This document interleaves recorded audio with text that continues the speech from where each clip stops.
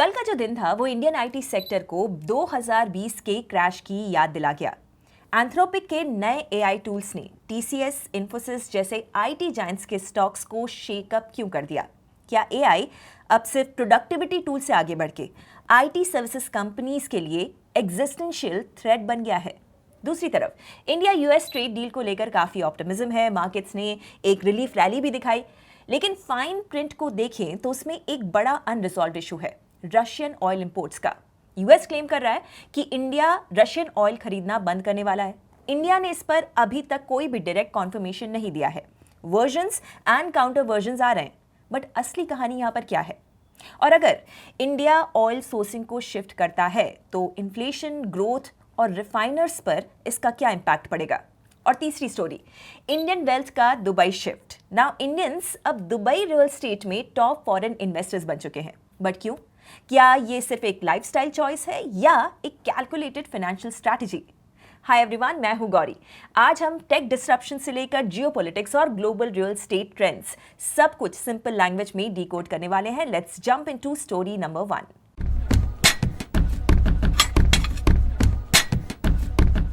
India US trade deal के बाद जब इंडियन मार्केट्स बाउंस बैक कर ही रहे थे, तभी एक ऐसी न्यूज आ गई जिसने इंडियन आईटी एक्सपोर्टर्स के हाई होप्स पे ब्रेक लगा दिया और निफ्टी आईटी इंडेक्स में 6% की गिरावट देखी गई ऑन 4 फेब, जो मार्च 2020 यानी पैंडेमिक के बाद उनका सबसे बुरा दिन था।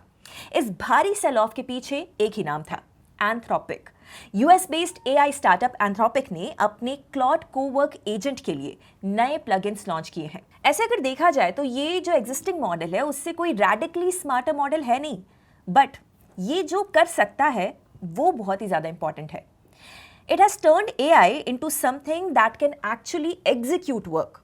क्लॉड कोवर्क प्लगइन्स की वजह से अब सॉफ्टवेयर टूल्स, इंटरनल सिस्टम्स और वर्कफ्लोज के साथ इंटरैक्ट भी कर सकता है। मतलब एआई टास्क सजेस्ट करने से आगे बढ़ के परफॉर्म भी कर सकते हैं। It won't be limited to recommending the code. अब वो उन्हें लिख सकता है, टेस्ट कर सकता है, डिप्लॉय भी कर सकता है और मेंटेन भी। यानी labour, software and even vendors rolled into one. Last कई सालों से एआई एक डिफरेंशिएटर के जैसे काम करता था, एक ऐसी चीज जिसको एम्बेड करके आप किसी भी प्रोडक्ट को बेटर बना सकते हो। इसीलिए companies AI enabled services, AI powered platforms के बारे में बात करती हैं, क्योंकि अजम्पशन ये है कि जो भी हो जाए अंडरलाइंग बिजनेस मॉडल इंटैक्ट रहने वाला है। एंथ्रोपिक का ये जो नया मूव है वो इसी अजम्पशन को चैलेंज करता है। जब एआई सिस्टम्स टास्क को एंड टू एंड करने लग जाते हैं तो वो सिर्फ प्रोडक्ट्स को एनहांस नहीं करते, उनके कॉम्पिटिटर्स बन जाते हैं। इसी शिफ्ट ने आईटी सेक्टर के इन्वेस्टर्स को टेंशन में डाल दिया है। देखिए, हिस्टोरिकली आईटी सर्विसेज फर्म्स हो या फिर सैस कंपनीज हो, वो कॉम्प्लेक्स टास्क को मोनेटाइज करती आई हैं। फ्रैगमेंटेड सिस्टम से लेकर कस्टम रिक्वायरमेंट्स और लेबर इंटेंसिव काम को मैनेज करना, ये उनका मेन काम है। एंथ्रोपिक का ये नया एआई टूल इस कॉम्प्लेक्सिटी को कम कर देता है। जब एक सिंगल सिस्टम टूल्स और कॉन्टेक्स्ट को समझ के काम को लगातार करने लगेगा तो फिर मल्टीपल लेयर्स ऑफ सॉफ्टवेयर और सर्विसेज की जरूरत ही नहीं होगी। How much money does the AI community need to raise over the next 5 years? A lot. Right, data center spend in the United States this year over $500 billion. Like over $500 billion, okay? You're not going to generate this kind of spend unless you're going to make a promise you're going to profoundly change the world. Indian IT sector पर इसका अच्छा खासा असर होने वाला है। ऐसा इसलिए क्योंकि इंडिया का $283 बिलियन का IT sector labour intensive model पर चलता है। हम हजारों इंजीनियर्स को क्लाइंट प्रोजेक्ट्स पर डिप्लॉय करते हैं और पेमेंट बिलेबल आवर्स के हिसाब से होते हैं। यस, हाल के सालों में हमने देखा है कि इंडियन आईटी सर्विसेज ने एआई को एम्ब्रेस किया है, अपना लिया है, बट अभी भी इनका मोस्ट रेवेन्यू ऐसी सर्विसेज पर डिपेंडेंट है जिन्हें अब ऑटोमेट किया जा सकता है। For example, application maintenance, testing, support, integration and routine development work. But अब क्लॉड जैसे एआई एजेंट्स ये सब काम कर सकते हैं। एनालिस्ट का ये मानना है कि ऐसे सिनेरियोस में तो क्लाइंट्स को बड़े वेंडर टीम्स की जरूरत नहीं पड़ेगी। ट्रेडिशनल सर्विसेज स्टैग्नेट हो सकती हैं या फिर इवन वर्स डिक्लाइन भी। प्राइसिंग पावर भी वीक हो सकती है और हेड काउंट लिंक्ड ग्रोथ, जिसे अब तक आईटी कंपनीज एडवांटेज के तौर पर देखती थी, एक रिस्क बन सकता है। We are now, in terms of the models that write code, I have engineers within Anthropic who say, I don't write any code anymore. I just let the model write the code. I edit it. I do the things around it.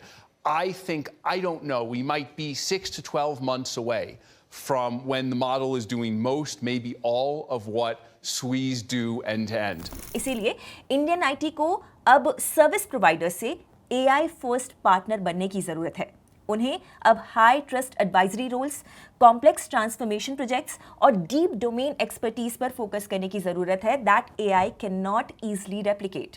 ये transition smooth या फिर even uniform भी नहीं होने वाला है और markets इसी अनसर्टेनिटी को प्राइस इन करना शुरू कर चुके हैं। तो आपके हिसाब से ये नए एआई टूल्स आईटी सेक्टर के लिए कितना बड़ा चैलेंज है? Tell me in the comments and let's move to the next story. US India trade deal finally पक्की होने के अनाउंसमेंट्स ने सबको खुश कर दिया, including the markets of course, but कुछ क्रूशियल डिटेल्स पर अभी भी एक बड़ा क्वेश्चन मार्क है। फॉर एग्जाम्पल, क्रेडिट साइड्स जो कि एक फिच कंपनी है ने एक बड़ा अनरिजॉल्व्ड इशू पॉइंट आउट किया है and that is Russian oil. इसे समझने के लिए हमें एक्चुअली स्टार्ट से स्टार्ट करना होगा। Let's take a look at Trump's tweet, that post he posted on X announcing the trade deal. बाकी सब तो ठीक है इसमें, but did you see what he wrote about Russian oil? Trump के मुताबिक पीएम मोदी ने एक सिग्निफिकेंट चेंज के लिए अग्री किया है। इंडिया अब रशिया से और क्रूड इंपोर्ट नहीं करेगा, shifting sources from the US and possibly US back Venezuela. अगर आपको ट्रम्प के सोशल मीडिया पोस्ट्स पर बहुत ज्यादा भरोसा ना भी हो तो आप व्हाइट हाउस के प्रेस सेक्रेटरी का ये बयान सुन सकते हैं। In which India has agreed to stop purchasing Russian oil, to buy more American oil from the United States of America and potentially from Venezuela too. On the contrary, deal के बाद आए prime minister Modi के tweet में इसका कोई भी जिक्र नहीं था। तो क्या वाकई ऐसा होने वाला है? इंडिया रशिया से क्या क्रूड खरीदना बंद कर देगा? वेल, अमेरिका के रिपीटेड क्लेम्स के बाद भी इंडिया ने इस मामले पर अब तक कोई डायरेक्ट रिस्पांस नहीं दिया है। Take a look at what our commerce minister has said after the trade deal. I wish to clarify once again, as the government has stated publicly on several occasions, that ensuring the energy security of 1.4 billion Indians is the supreme priority of the government. Diversifying our energy sourcing in keeping with objective market conditions and evolving international dynamics is at the core of our strategy to ensure this. All of India's actions are taken with this in mind. I would therefore urge the honorable members to consider these issues in their proper perspective. Interesting no, trade deal पर अपने first statement में commerce minister ने energy purchases को किसी भी country से shift करने का जिक्र नहीं किया। And what makes it all the more intriguing is Russia का स्टैंड। नाउ एएफपी के अकॉर्डिंग क्रेमलिन के स्पोक्समैन डिमिट्री पेस्कोव ने यह कहा है कि न्यू दिल्ली ने इस बारे में अब तक रशिया से कोई भी बात नहीं की है। सी, ऑनेस्टली अगर मैं बोलूं तो पर्दे के पीछे क्या चल रहा है ये किसी को नहीं पता, इंक्लूडिंग मी। क्या इंडिया वाकई यूएस के प्रेशर में आके रशिया के ऑयल इंपोर्ट्स बंद कर देगा? I am not sure either. But हाँ, अगर ऐसा होता है तो इसका जो इम्पैक्ट है वो मैनिफोल्ड होगा। देखिए, रशियन ऑयल अभी ब्रेंट क्रूड से $6 to $10 पर बैरल सस्ता मिलता है। रिसेंट ईयर्स में इसने इंपोर्ट डिपेंडेंट इंडिया के जो इंपोर्ट बिल्स हैं उनको मैनेज करने में भी काफ़ी हेल्प की। अगर इंडिया इसे छोड़कर यूएस या फिर वेनेजुएला से ऑयल मंगवाने लगता है, जैसे कि यूएस क्लेम कर रहा है, तो इंडिया का ऑयल इंपोर्ट बिल बढ़ जाएगा, दैट टू सिग्निफिकेंटली। वेनेजुएला से ऑयल मंगवाना रशिया से ऑयल लेने के मुकाबले डबल और मिडिल ईस्ट के मुकाबले इंडिया को 5 टाइम्स महंगा पड़ता है, रीजन बीइंग शिपिंग और फ्रेट कॉस्ट। इसका सीधा असर डोमेस्टिक इन्फ्लेशन और गवर्नमेंट सब्सिडीज पर भी पड़ सकता है। फिच कंपनी के अकॉर्डिंग इंडिया में इन्फ्लेशन फिलहाल भले ही आरबीआई के 2 से 6% के कंफर्ट जोन में हो, बट ऑयल परचेज पॉलिसी में ऐसे किसी भी शिफ्ट से इसमें चेंज आ सकता है। So what will happen now? Moody's के अकॉर्डिंग इंडिया शायद इमीडिएटली रशियन क्रूड को खरीदना बंद ना करे, क्योंकि ये जो सडन शिफ्ट है वो इंडिया की इकोनॉमिक ग्रोथ और इन्फ्लेशन दोनों को डिसरप्ट कर सकता है। बट यहाँ पर एक काउंटर वेलिंग फैक्टर भी है। SBI रिसर्च का मानना है कि अगर इंडिया अपने क्रूड नीड्स का एक हिस्सा रशिया से शिफ्ट करके वेनेजुएला से लेने लगता है तो वो हर साल $3 बिलियन ईयरली बचा सकता है। According to the report, Venezuelan crude को ज्यादा खरीदना इंडिया को कॉस्ट बेनिफिट्स दे सकता है despite longer shipping distances and logistics. Experts के अकॉर्डिंग इससे डिस्काउंटेड रशियन ऑयल ना खरीदने पर होने वाला लॉस भी ऑफसेट हो सकता है, लेकिन यहां पर एग्जीक्यूशन रिस्क भी काफी बड़ा है।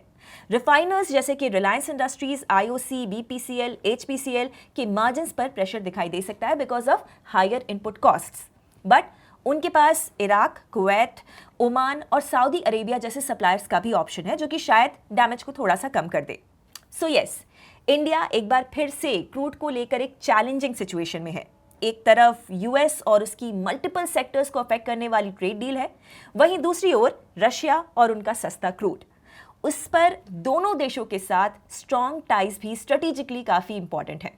What do you think India should do? और आज की लास्ट स्टोरी में हम देखेंगे कि कैसे इंडियन इन्वेस्टर्स अब रियल एस्टेट को इमोशनल एसेट की जगह पर फाइनेंशियल लॉजिक के लेंस से देख रहे हैं। 2026 में real estate investors are not emotional anymore. वो अब रिटर्न्स, ट्रांसपेरेंसी और एग्जिट फ्लेक्सिबिलिटी को प्रायोरिटी दे रहे हैं और इसमें दुबई उनकी टॉप पसंद बन के उभर रहा है। फर्स्टली लेट्स सी कि डेटा क्या कहता है। इंडियंस अब दुबई प्रॉपर्टी मार्केट में टॉप फॉरेन बायर्स बन चुके हैं। 2023 में इंडियंस का शेयर 12% था, जो 2024 में ऑलमोस्ट डबल होकर 22% हो गया। देन 2025 के पहले 6 महीनों में ये लगभग 23% टच कर गया। महज 2024 में ही इंडियंस ने दुबई में 35 बिलियन यूनाइटेड अरब एमिरेट्स दिरहम यानी कि अप्रॉक्सीमेटली 80,000 करोड़ रुपीस इन्वेस्ट किए। बट इस इंटरेस्ट स्पाइक के पीछे क्या रीजन है? मैंने बताया ना, रियल एस्टेट अब सिर्फ एक इमोशनल परचेज नहीं रहा, रिटर्न्स भी काफ़ी ज़्यादा इंपॉर्टेंट हो गए। इसी कॉन्टेक्स्ट में हम देखें तो इंडिया के मेट्रो सिटीज़ जैसे कि मुंबई, बेंगलुरु में रेंटल यील्ड यूजुअली 2 से 4% होती है, जबकि दुबई में यही नंबर 7 to 9% है। ऊपर से वहाँ पर कोई प्रॉपर्टी टैक्स भी नहीं होता, जो नेट रिटर्न्स को और भी बेहतर बना देता है। इस इन्वेस्टमेंट का एक बड़ा फायदा गोल्डन वीज़ा भी है।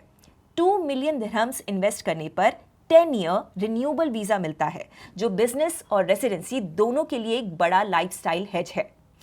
एक और इंटरेस्टिंग इंसाइट ये भी है कि अब सिर्फ अल्ट्रा रिच लोग ही नहीं, बल्कि सीनियर प्रोफेशनल्स और एंटरप्रेन्योर्स भी दुबई में घर खरीद रहे हैं। 73% ट्रांजैक्शंस 4.5 करोड़ रुपीस से नीचे के हैं, लेकिन obviously it comes with risks. तो देखते हैं कि रिस्क क्या है।